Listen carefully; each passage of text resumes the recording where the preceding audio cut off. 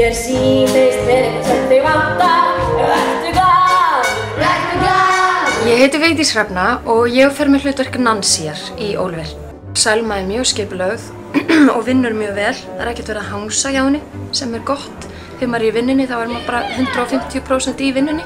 Krakkarnir eru alveg frábær, ótrúlega dugleg og gaman að vinna með þeim og mér finnst þetta bara mjög skemmtilegt æfingaferli. Mér finnst verið að það sé verið að taka á manneskjunni, bara grimdinni og ástinni og hvað það sem skiptir máli og góðmennskuna í manninu og í vondu tilfinningarnar, erfiðu tilfinningarnar.